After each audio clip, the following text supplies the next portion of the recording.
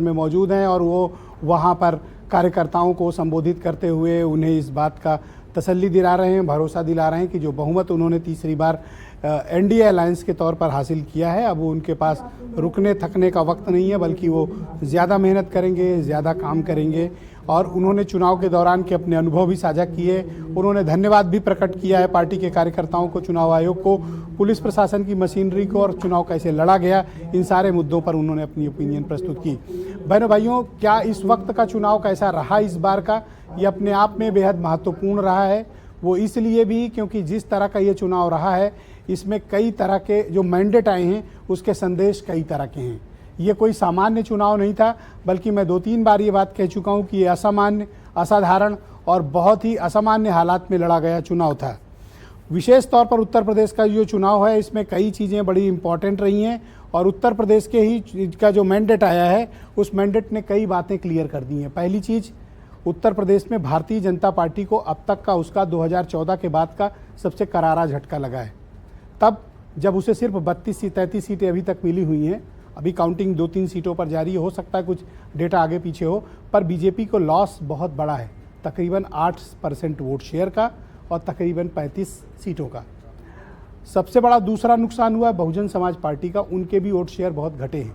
बहनों भाइयों, debate continue करेंगे। मेरे साथ कुछ नए मेहमान जुड़ रहे हैं। आलोक अवस्थी बीजेपी से हैं, मेरे साथ मौजूद हैं। ब्रजेश शुक्ला जी, जाने माने पत्रकार, मेरे साथ इस कार्यक्रम का हिस्सा है। सीपी राय कांग्रेस से हैं और दीपक रंजन समाजवादी पार्टी से। आलोक जी, आप बताइए इस हार का कारण क्या है यूपी में?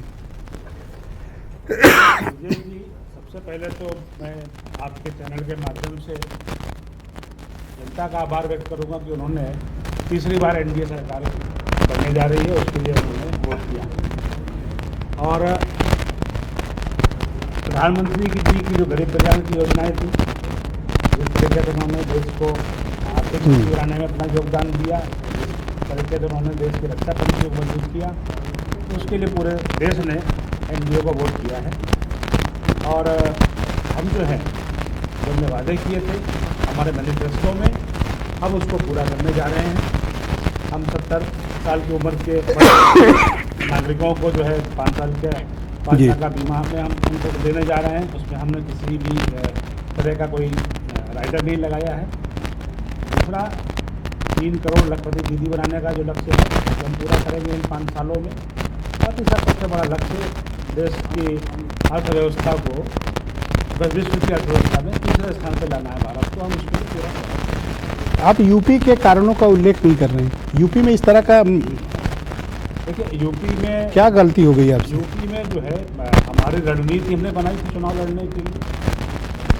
जरूर हमें आशा अनुरूप उसके जो है सीटें नहीं आ पाई हैं, लेकिन हमारे नेता उसमें बैठेंगे, देखेंगे, उसकी समीक्षा करेंगे और जहाँ जहाँ कोई कमजोरी भी उसको हम ठीक करेंगे। क्या आत्मचिंतन, आत्मावलोकन के लिए आपकी पार्टी तैयार है?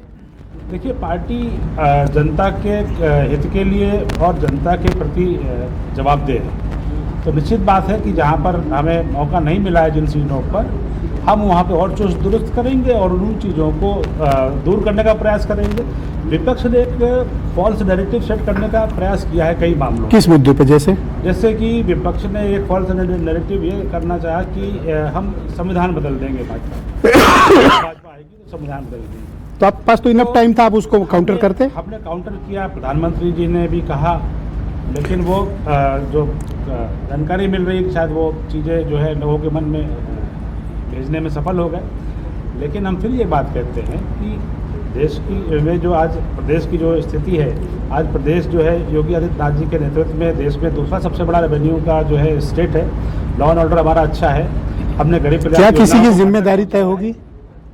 ये पार्टी के बड़े नेताओं का मामला है। वो इस मामले में जब भी समीक्षा होगी तो आपको दुख हुआ ये हालत देख के पार्टी?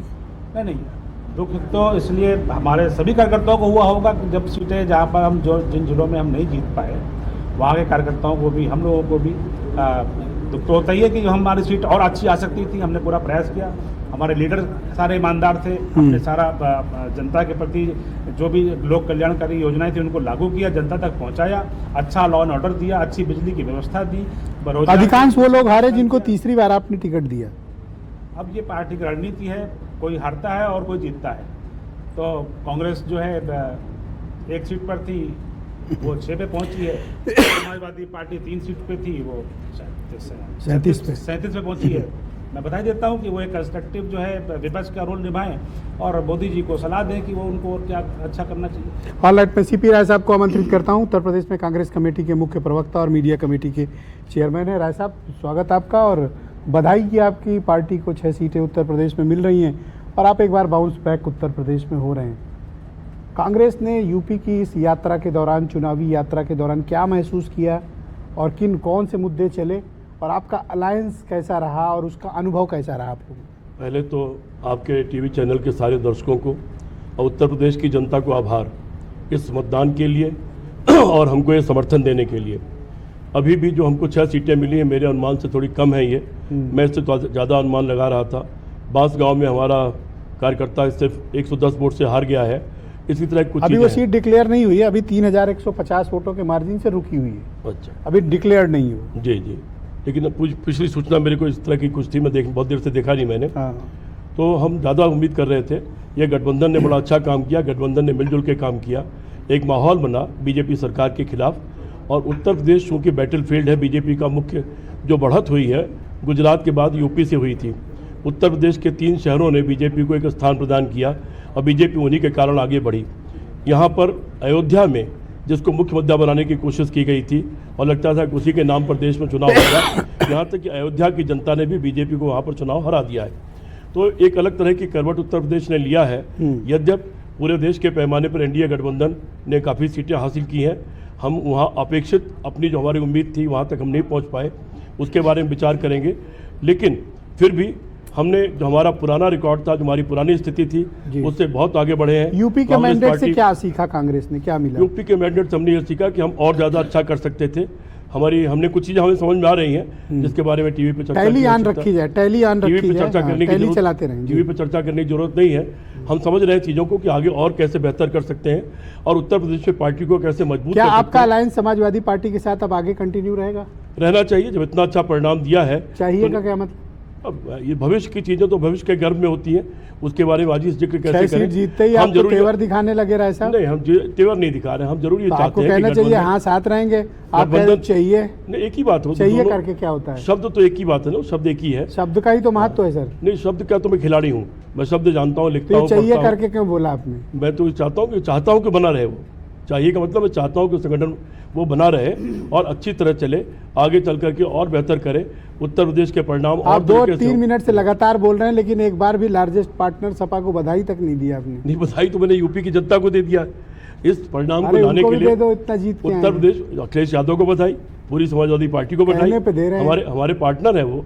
जनता को बधाई देना अपने आप में सबको बधाई देना हो जाता है। जनता ने मतदान नहीं किया होता, हमको दीपक समर्थन रंजन नहीं जी, किया होता, समाजवादी पार्टी तो के ये परिणाम नहीं होता। थैंक यू राय साहब। दीपक रंजन जी, समाजवादी पार्टी जब से गठित हुई पहली बार उसको इतना मैसिव मैंडेट और इतनी सीटें मिलती हुई दिख रही हैं। क्या जनता के बीच मुद्दे आप पहुंचा पाए जिनकी वजह से आपको ये मैंडेट मिला? विजय जी, जो आंकड़े निकल करके आ रहे हैं उसमें इंडिया ब्लॉक, इंडिया गठबंधन सभी हिंदुस्तान की सभी सीटों पे बड़ी मजबूती के साथ लड़ती हुई दिख रही है। देखिए, रहा सवाल उत्तर प्रदेश का, आज उत्तर प्रदेश की देवतुल्य महान जनता ने जो जनादेश दिया है, ये सिर्फ हमारे आदरणीय नेताजी का आशीर्वाद है। और जो जनादेश मिला है उसको मैं सिद्धे मुलायम सिंह यादव जी को मैं समर्पित करना चाहता हूँ, जो उत्तर प्रदेश में हमको जनादेश मिला।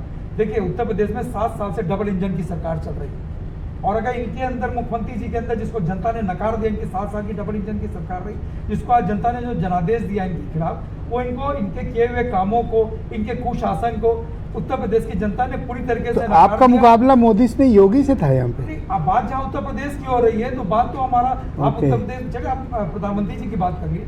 प्रधानमंत्री जी के अगल बगल की कोई कॉन्स्टिट्यूएंसी उन्होंने जीती हो, अपना ही किसी तरीके से क्यों भदोही जीते, फूलपुर जीते, हाँ आसपास वाली हार गए, चंदौली हार गए, और बहुत सी ऐसी सीटें अगल बगल जहाँ पर उनका प्रभाव होना चाहिए। देखिए, हम तो पूरे इंडिया ब्लॉक जो है पूरे हिंदुस्तान में लड़ रहा था और भारतीय जनता पार्टी के कुशासन से लड़ रहा था।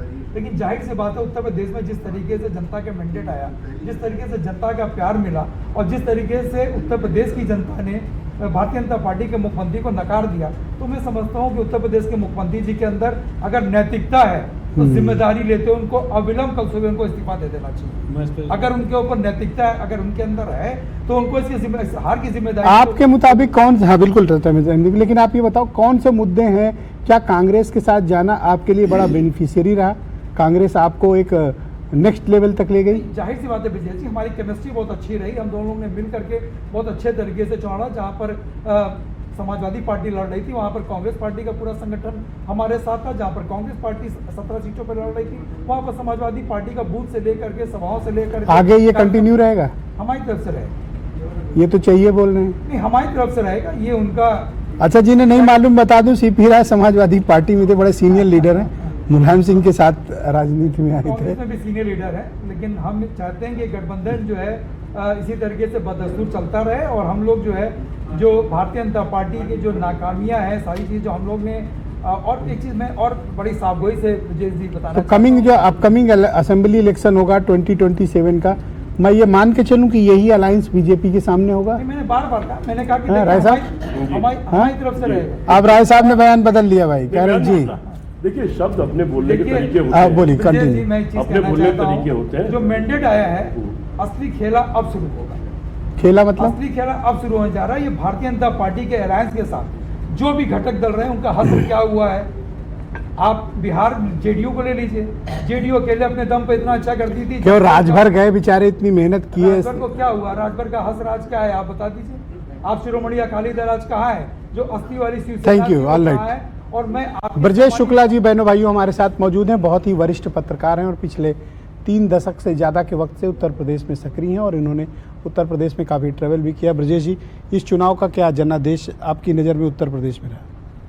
ब्रजेश जी, ये मैं आपके इसके पहले भी कई वार्ताओं में मैं रहा हूँ, डिबेट में रहा हूँ। सबसे पहले जो सूची आई बीजेपी की, 55-51 वाली, हाँ, जो सूची आई बीजेपी प्रत्याशियों की, उसने एक संकेत दे दिया। और उसने संकेत ये दे दिया कि इनके कार्यकर्ता जाकर के है क्या, इनके वर्कर जाके बहुत मिले, जाके वहाँ लोगों से, ऐसे ऐसे लोगों के बारे में कहा कि साहब इनको नतीजे किसी को दे दीजिए आप। और 55 लोगों को इन्होंने रिपीट किया, और ये जान के रिपीट किया कि ऐसा लगा कि प्रत्याशी वो जो चाहेंगे, जिसको चाहेंगे उसको खड़ा कर देंगे, और जीतना तो है ही है। लोगों को मैं चुनाव दौरा कर तो आप मुझे बताओ, अच्छा चलो एक सीट पे बात करें। संजीव बालियान के वहाँ रहे? संजीव बालियान की विरोध था वहाँ पर। मैं दूसरी चीज़ बता रहा हूँ आपको। मैं गया अलीगढ़ में मैंने ही सतीश गौतम का नाम लिया तो लोग मेरे ऊपर आ गए। चौराहे पे 25 बातें सुनाई मुझको, कहा कि किसी को तो वो मोदी से नाराज थे कि गौतम से नाराज? गौतम से नाराज थे। कारण क्या है कि ऐसा, अच्छा वही तो मैं पूछा जिससे ये स्किप कर गए। मैंने लिखा भी था, आलोक इसमें अवस्थी, मेरा लेख भी है ना, कि तीसरी बार वालों को हराया है जनता ने। नहीं, वही मैंने लिखा भी था। उन्होंने कहा किसी को दे देते, इसको क्यों दिया? पकड़ के लाके खड़ा कर देते। इन्होंने तो किसी को छोड़ा ही नहीं, जिसको चाहा उसको इन्होंने पूजा है। तो ये मैं आपको एक एक बताता चलूं। मैं तो चूंकि दौरा कर चुका हूं, मैं देख रहा, लोग नाम नहीं लेना चाहते थे। ये तो कहो इनको, ये इन्होंने टक्कर इतनी ले ली, ये सिर्फ इनके नेतृत्व का कमाल था। अच्छा, अब चलते हैं एकदम ईस्टर्न उत्तर प्रदेश आते हैं। हाँ। ठीक, अपना दल 2 सीट पे लड़ी, हाँ। मिर्जापुर, रॉबर्ट्सगंज, किसी तरह इज्जत बचा के जीत पाई अनुप्रिया पटेल। रॉबर्ट्सगंज फिर भी हारे, चंदौली बीजेपी हार गई, गाजीपुर हार गई, एक कारण और समझ, जौनपुर हार गई, इसका एक कारण और बनारस के सराउंडिंग भदोही छोड़ दें तो सब सीट हारे हैं। नहीं, इसका एक कारण और समझिए। क्यों? ये पिछले 2 चुनाव में करिश्मा के आधार पर चुनाव हो रहा था। किसका करिश्मा? नरेंद्र मोदी का। ओके। इस बार करिश्मा तो था, लेकिन जो समीकरण और थे वो ज्यादा हावी थे। जातिगत समीकरण। इन्होंने क्या किया, समाजवादी पार्टी ने लगातार हार से अपनी सीखा, और उन्होंने एक वो निकाला कि साहब अपने परिवार के यादव उसमें 5 सीटें दी, और मुसलमानों को सिर्फ 4 सीटें दी। मतलब यादव और मुसलमान उन्होंने कंट्रोल किए। हाँ। कि चुपचाप बैठो, हाँ। बाकियों को हम वोट ला रहे हैं। बाकी आप हमको होने दीजिए, और बाकायदे उन्होंने सबको दिया। और ये सबसे बड़ी अच्छा, बात खुली ये- बात करते हैं। हाँ? कुर्मी हाँ अब मोस्ट सबसे अब कट्टर उन्होंने जाति सबसे ज्यादा जो बीजे अब किधर गई? और कट्टर मीन्स किस कौन से? अपनी कम्युनिटी पे वोट देने वाली। बस तो इसका मतलब गया, क्योंकि 12 उनके हैं। नहीं बस्ती देख लो, हाँ अंबेडकर नगर देख लो, हर जगह श्रावस्ती देख लो, हाँ। नहीं और एक सज्जन और चलिए प्रतापगढ़ देख लो। नहीं और एक सज्जन कह रहे थे बीजेपी क्या अयोध्या में। एक तो बीजेपी की लीडरशिप कुर्मी वोटों के मामले में उधारी पे चलती है अपना दल के खाते में। अपना दल के उसमें चलती है। नंबर दूसरी बात, जाति समीकरण जब तक अब समाज ये उत्तर प्रदेश में 2 बार वो हुआ। कुर्मी वोट बटे ना, बटे नहीं, ज्यादातर चले गए। मैं बता तो रहा हूँ कहाँ गए? यहाँ पर अलायंस देख में? लीजिए, यहाँ देख लीजिए, क्योंकि बगल के सीटों से लड़ रहे थे।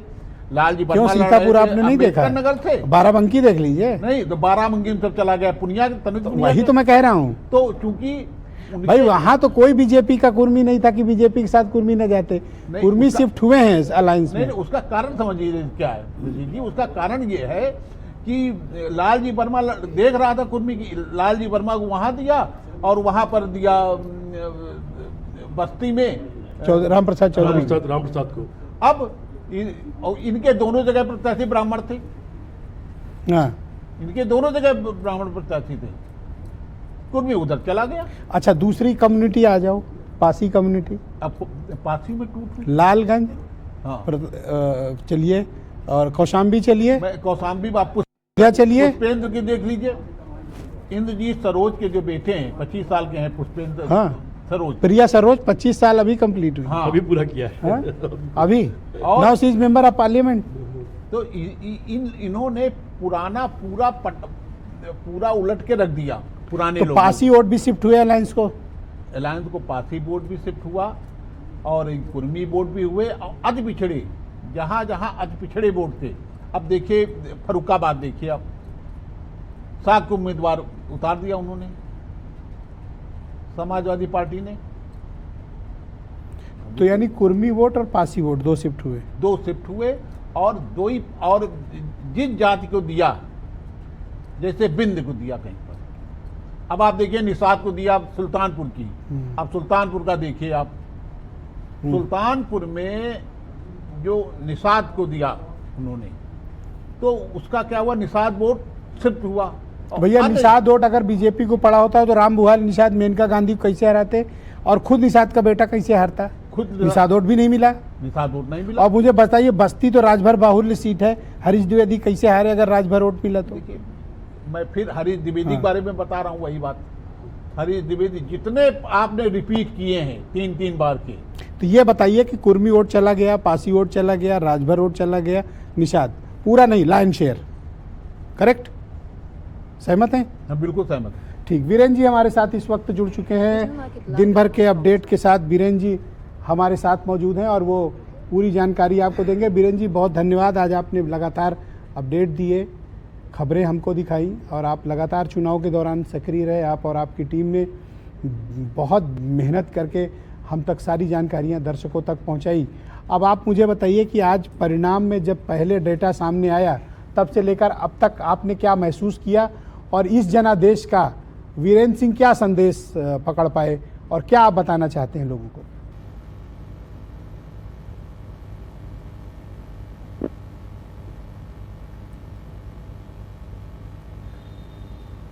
वीरेंद्र जी आप सुन पा रहे हैं मुझे?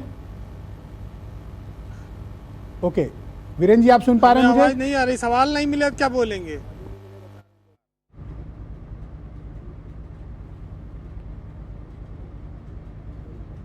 ओके वीरेंद्र जी से हमारा संपर्क नहीं है। हाँ ब्रजेश जी अब कंटिन्यू करें। अब आप मुझे बताएं इन 4 जो दूसरी सीटें चीजें हैं, आप समझ लीजिए, इसमें ये तो जातीय समीकरण हो गए। दूसरी चीजें कुछ ऐसी थी जो मैं जहाँ जाता तो कुछ बातें उठाते थे। नंबर 1 बात तो जो ये पेपर लीक वाला मामला, इसने तमाम युवाओं को परेशान करके रख दिया। Paper leak. पेपर लीक, क्योंकि मैं जब युवाओं से बात करता था तो अब मैं इस चीज़ को भाप नहीं पाया कि बिल्कुल बोर्ड में कन्वर्ट हो रहा है। इसका मैं बहुत ज़्यादा वो नहीं हो पाया मुझे, लेकिन लोग उठाते थे मुद्दा कि बताइए इतने दिन बाद पेपर हुआ। अच्छा वो भी कम लोग नहीं थे, 50-50 लोग, 50-50 लाख लोग शामिल हो रहे हैं सब विभिन्न परीक्षाओं में। तो ये सब चीज़ें, और दूसरी चीज़ एक और मैंने देखा कि सरकार जो चीज़ मदद कर रही थी अच्छा, आपने मुझे गोपालन के डिबेट नाम में पर। कई बार एक चीज कही थी कि मायावती का वोट शेयर स्ट्रांग हो रहा है। नहीं, पर इस चुनाव में देखिए डिक्लाइन हुआ उस है। बात पे मैं आज फिर उसका आकलन आप करिएगा। मोहनलालगंज का मुझे नहीं, उदाहरण भी देते नहीं, थे। मैं बता रहा हूँ उसी चीज का मैं फिर कह रहा हूँ। उनका मैंने ये कहा था कि उनका जो सजाती वोट है वो उन्हीं को जा रहा है। मैंने ये कहा था कि जो मायावती का सजाती वोट है, आपने पूछा भी था कि मायावती का सजाती वोट, मैं नेशनल टैली भी आन रखी जाए, सिर्फ यूपी की टैली नहीं, नेशनल टैली भी आन रखी जाए। जी बोलिए तो बोलिए। जो सजाती वोट मैंने कहा था, यदि आप उसके आकलन को देखेंगे, क्योंकि वो 21% में करीब 10% वोट है उनका सजाती वोट। मैं जहाँ गया कुछ क्षेत्रों को छोड़ के, जैसे बाराबंकी की बात करता हूँ, वहाँ वो पुनिया के साथ निकल गया। एक और मैं गया वहाँ पर तो क्या एससी जाटा वोट भी बटा आपके मुताबिक? नहीं, कुछ जगह, बाकी बहुत ज़्यादा नहीं बटा, वरना उनको 9% वोट कैसे मिलता। आलोक जी, जो आपका कमिटेड वोट बैंक था, मौर्य, कुशवाहा, कुर्मी, पासी, एविडेंस है कि वो आपके साथ आपसे हटे हैं। वाई? देखिए, अभी इस तरह की टिप्पणी मैं नहीं कर पाऊंगा कि कौन हटा और कौन जुड़ा। देखिए, यह निश्चित बात है कि जो सीटें हम हारे हैं उससे सबक तो मिला है, जरूर उसकी समीक्षा होगी, उनके कारणों पे हमारी पार्टी काम करेगी और हमारी पार्टी चुनाव जीतने या चुनाव हारने के बाद फिर जो है घर में नहीं बैठ जाती, वो लगातार फिर जो है संपर्क में और उसमें रहती है। मैं समाजवादी पार्टी के प्रवक्ता, चूँकि फिर से लगता चुनावी मोड में आ गए, आज तो मतलब वो दिन नहीं था, तो मैं एक दो चीज़ तथ्य रखना चाहता हूँ। हाँ, बोलिए, बोलिए। आपकी अनुमति हो तो। देखिए, इंडी अलायंस की वो बहुत बात कर रहे हैं। इंडी अलायंस में समाजवादी पार्टी का शेयर खाली एक स्टेट तक ही सीमित है। इंडी अलायंस के जो मेजर पार्टनर है कांग्रेस, कांग्रेस के का 11 स्टेट के अंदर खाता नहीं खुला है, 11 स्टेट के अंदर वो जीरो है। उड़ीसा में एक सीट है, गुजरात में एक सीट जीती है, और इसी तरीके से एक दो स्टेट में एक एक सीट पाई है, बाकी जीरो, 11 स्टेट में जीरो खाता है। जितनी हमारी भारतीय जनता पार्टी की सिंगल मेजॉरिटी की जितनी सीटें हैं, इंडी अलायंस की कंप्लीट पूरा इंडी अलायंस उससे नीचे है। तो ये कैसे हमारी हार का जो है ठीकरा फोड़ रहे, बात वही हो गई। यूपी वाली बात आई करिए ना, अपन हाँ, देश की नहीं बात थोड़ी नहीं, कर जो रहे कि हैं। वो ले गए उसमें तो हम मुझे जाना भी पड़ेगा। मैं ये तो वही पासी ये नहीं क्लियर किया आपने। मैं तो यही बात कहूँगा इसमें कि जो विद्यार्थी ग्रेस मार्क पार करके पहले पास होते थे, वो थोड़ा सा बार अच्छे नंबर पा गए। हम 100 में 100 लाते थे, तो हम 90 लाए हैं इस बार, तो हम हार गए, तो हम हार गए। तो ये जो चिपकाने की वाली पोजीशन आ रही है, आपको मैं बताना चाहता हमारे साथ जी हूँ कि प्रधानमंत्री मोदी बनेंगे और एनडीए को बहुमत दिया है जनता ने। अरे अभी कांग्रेस वाले कह रहे हैं हम दावा ठोकेंगे। वीरेंद्र जी भी हमारे साथ इस वक्त जुड़ चुके हैं। वीरेंद्र जी, स्वागत आपका। और मैं आपसे जानना चाहता हूँ, आप मुझे बताएं कि इस चुनाव में जो उत्तर प्रदेश का विशेष तौर पर जनादेश रहा है, इसके बारे में आप क्या आकलन करते हैं और दर्शकों के साथ अपने क्या विचार साझा करेंगे कि ये जनादेश में क्या क्या खास बातें रही जो यूपी से निकला? ब्रजेश जी, जो परिणाम आया है वो ना अखिलेश यादव ने सोचा होगा, ना राहुल गांधी ने। उत्तर प्रदेश में इतनी सीटें उनको आ जाएंगी 40 के ऊपर। ये बहुत आश्चर्यजनक परिणाम है उत्तर प्रदेश का, और इसी वजह से बीजेपी जो अकेले 370 पार का उसका लक्ष्य था, उस तक वो नहीं पहुंच पाई है। एनडीए जरूर बहुमत के पार है और वो सरकार बनाएगा, लेकिन भाजपा उत्तर प्रदेश में बहुत बुरी तरह से चूकी है, हारी है, और उसको इस हार को लंबे समय तक उसको ये दर्द देता रहेगा। एग्जिट पोल जब आया था तो ये हंगामा मचा कि पोस्टर फटा, निकला हीरो, और अब तो एक तरफा मामला हो गया। लेकिन आप देखिए कि किस तरह से हालात बने, और आज उत्तर प्रदेश में एग्जिट पोल पूरा उसका बैंड बाजा बज गया। एग्जिट पोल कोई सच साबित नहीं हुआ। बार बार प्रत्याशी बदलना बीजेपी के लिए, बार बार प्रत्याशी न बदलने से बीजेपी को नुकसान हुआ। लगातार एक ही प्रत्याशी जो रिपीट होते रहे, उसकी नाराजगी रही। दूसरी बात यह है कि मायावती के दलित वोट का बहुत ज्यादा बिखराव हुआ। ऐसा मैसेज चला गया कि मायावती ऐसे प्रत्याशी दे रही हैं जो भाजपा को नहीं, सपा को हराए। इस वजह से उनका वोट काफी बड़ी संख्या में इस ओर गया। ब्रजेश जी, भाजपा को सबसे पहले जब 400 पार का नारा आया तो शायद इसने सबसे ज़्यादा डैमेज किया है, क्योंकि यहीं से इनको एक मौका मिल गया विपक्ष को कि ये संविधान अंबेडकर का बदल देंगे अगर इनको इतनी ताकत मिल गई। और उसको बोलने वाले लल्लू सिंह और तमाम सारे लोग चुनाव हार भी गए। ये मुद्दा जो है ये पकड़ लिया इंडिया गठबंधन ने और इसको दलितों के बीच में ले जाकर ओबीसी के बीच में खूब मथा, और उसका परिणाम ये हुआ कि आज इतनी सीटें आई। जो काम मुलायम सिंह यादव नहीं कर पाए थे वो अखिलेश ने कर दिया। अपने राजनीतिक जीवन में समाजवादी पार्टी सर्वोच्च स्थिति की ओर है, और निश्चित ही जब इन लोगों की सभाओं में भीड़ आ रही थी तो ये बात को भाजपा को समझना चाहिए था कि कहाँ गड़बड़ी हो रही है। जितने सहयोगी दल हैं वो तो डूबे और भाजपा को भी ले डूबे। राजभर का जो बयानबाजी रही कि सपा की छुच्छी खोल दी है साइकिल की, हवा निकल गई, चल नहीं पाएगी, वो खुद भी 1.5 लाख वोटों से लगभग चुनाव हार गया उनका बेटा। पीला गमछा जो लहरा रहा था आपके मुताबिक ये जो बीजेपी के सहयोगी दल हैं, चाहे अपना दल हो, राजभर हो या निषाद, ये लाइबिलिटी बन गए, असेट कम थे?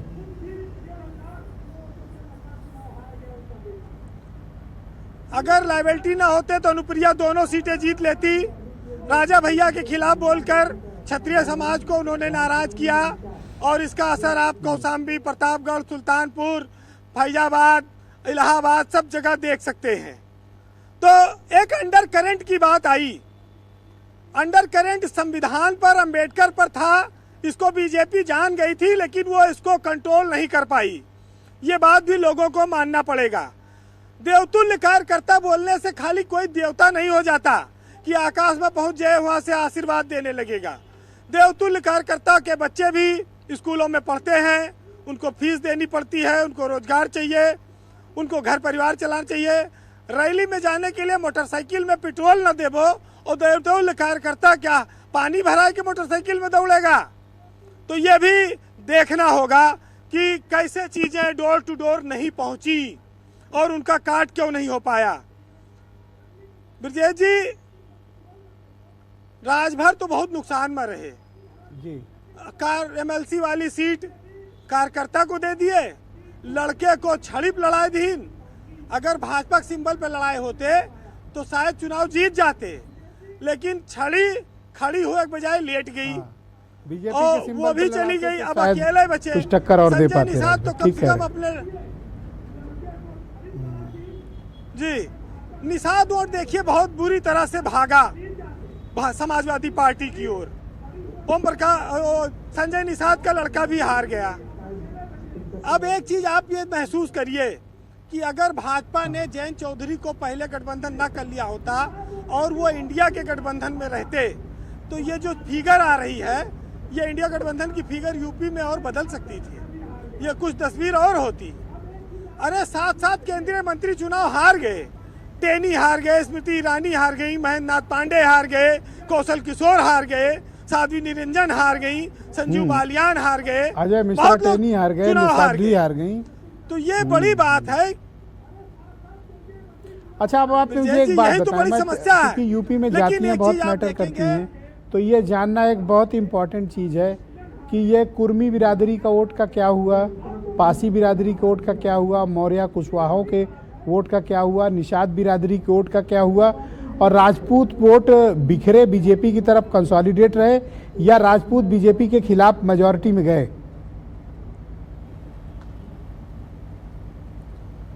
राजपूत पहले चरण से बीजेपी से नाराज रहा, लेकिन वो योगी आदित्यनाथ के नाम पर काफ़ी बड़ी संख्या में आप देखेंगे कि गोरखपुर मंडल में योगी आदित्यनाथ जो भाजपा है वो पूरी तरह से वो साख बचाने में कामयाब रहे हैं। लेकिन जब पश्चिम से शुरू हुआ थोड़ा थोड़ा, यहाँ राजा भैया की वजह से कई सीटों पर असर पड़ गया। अगर अनुप्रिया पटेल ने बयान न दिया होता, देखिए बीजेपी की जो फोकस था उसने राजभर वोटों पर और निषाद वोटों पर फोकस किया। ये 1% 2% है, लेकिन उसके चक्कर में उसने ये 5 और 6% कुर्मी जो मतदाता थे, कुशवाहा जातियां थी, ये इनसे खिसक गई।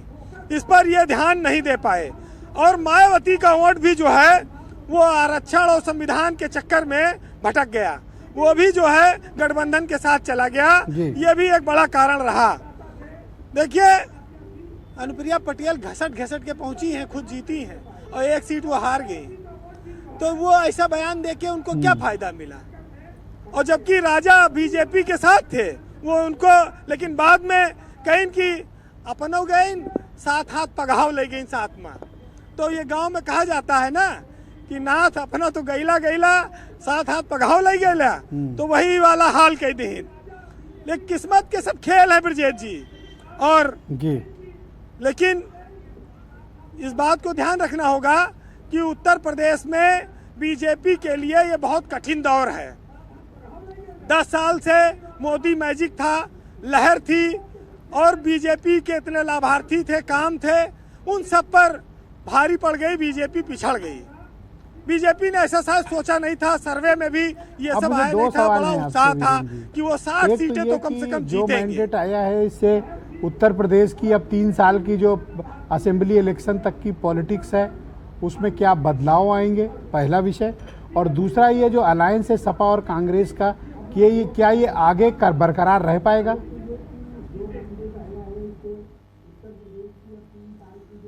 देखिए, आज अगर देखेंगे तो जो महागठबंधन है विपक्ष का, इंडिया का, वो करीब 250 सीटों के लगभग विधानसभा स्तर पर पहुंच रहा है, जीत रहा है।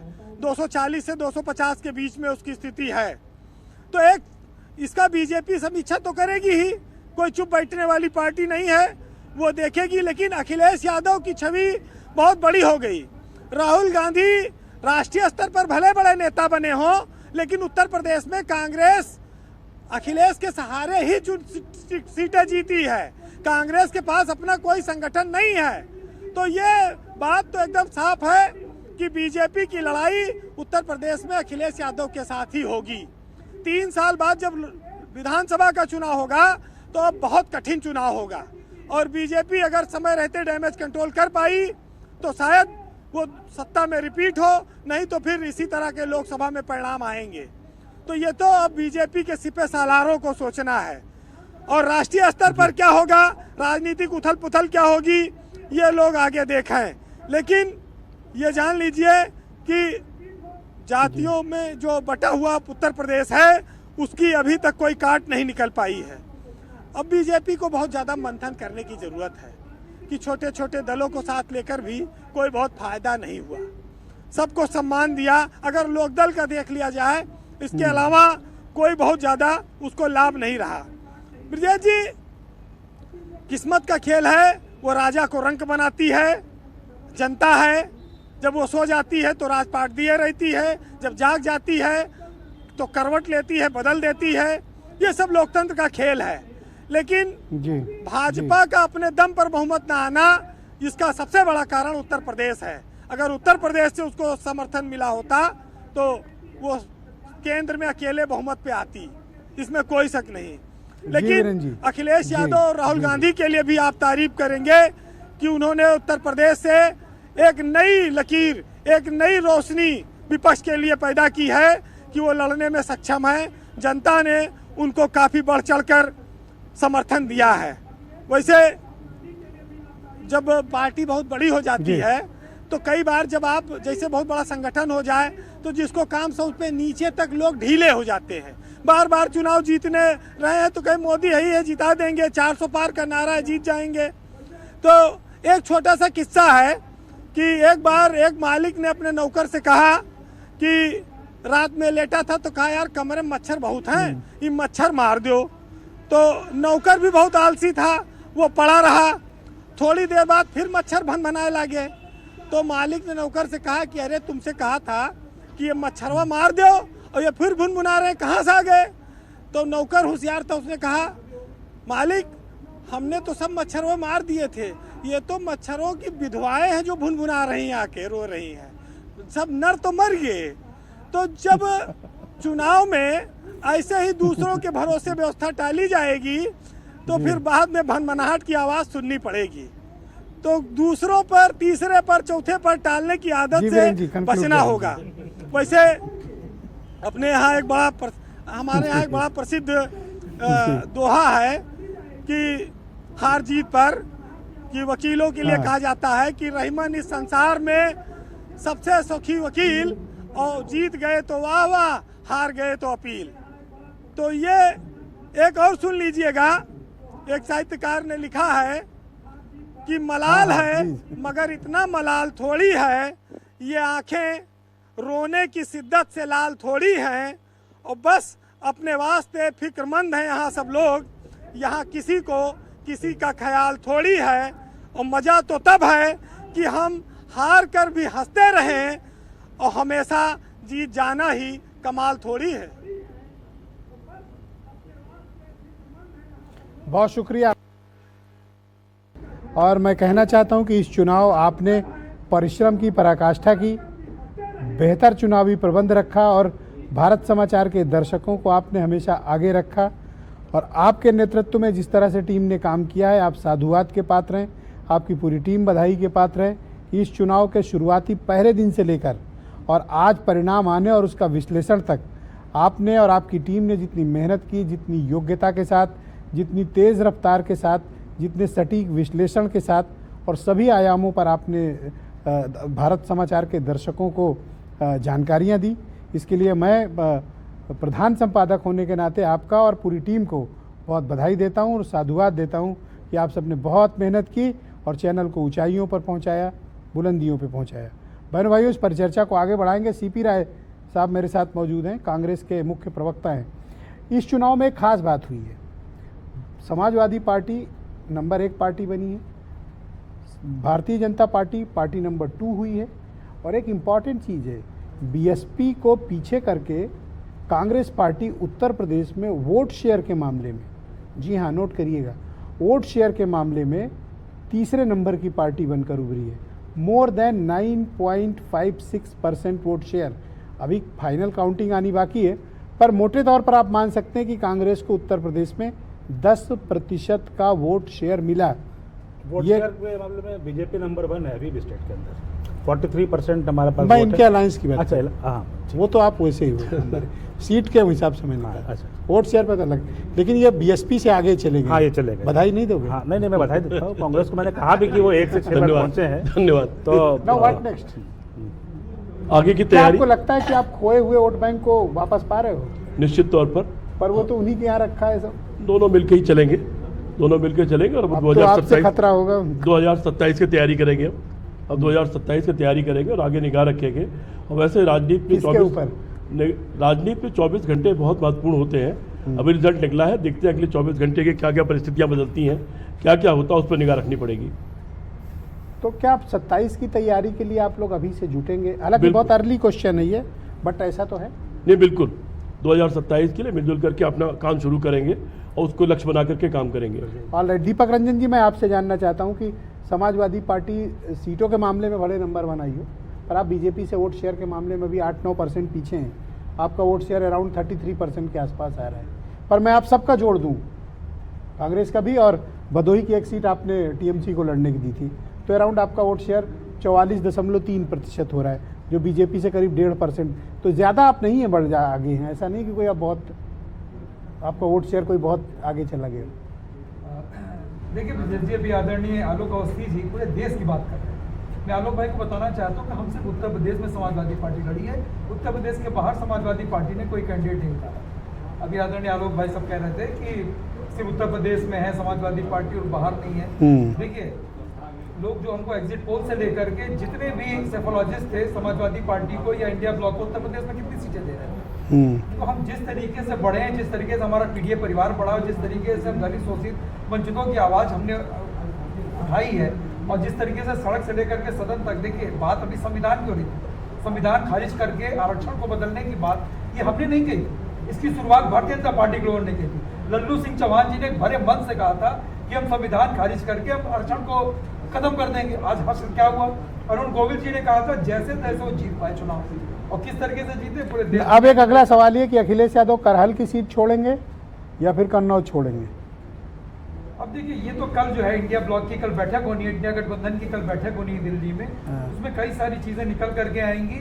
और जो मतलब अब विधानसभा छोड़ के लोकसभा चले जाएंगे ना? नहीं देखिए, हम तो मैं कह रहा हूँ ना कि आज की तारीख में सब ये जानते हैं कि गुड और हेल्दी गवर्नमेंट अगर कोई दे सकता है तो वो अच्छा, राय साहब चौकन्ना हो गए, इनको पता अगला सवाल इन्हीं से है। ये बताओ, रायबरेली छोड़ेंगे कि वायनाड? एक तो छोड़ना पड़ेगा। अब मुझे लगता है रायबरेली छोड़ेंगे, ऐसा लगता है मुझे। क्या? मुझे लगता है कि रायबरेली छोड़ेंगे शायद। 3,90,000 वोट पाके क्या कर रहे हो आप? नहीं, कर कुछ नहीं रहे हैं, फिर कोई परिवार का आदमी जीत जाएगा, परिवार का ही आदमी जीतेगा प्रियंका गांधी निश्चित तौर पर।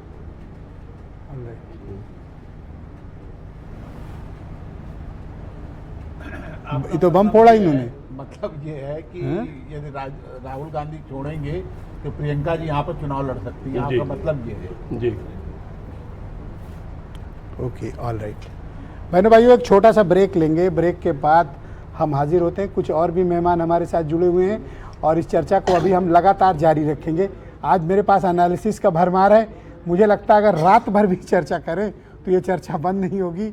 राहुल गांधी रायबरेली छोड़ेंगे, ये सीपी राय ने कह दिया। आज की सबसे बड़ी खबर है, ब्रेकिंग न्यूज़ यही है कि रायबरेली राहुल गांधी छोड़ेंगे, वाई नॉट कंटिन्यू करेंगे। और ऐसा इनका तर्क है कि जब बाई इलेक्शंस होंगे तो परिवार का ही जीतेगा। कौन परिवार? प्रियंका जी। प्रियंका जी। और ये सब कह रहे हैं सीपी राय साहब। एक छोटा सा ब्रेक, तुरंत लौटते हैं।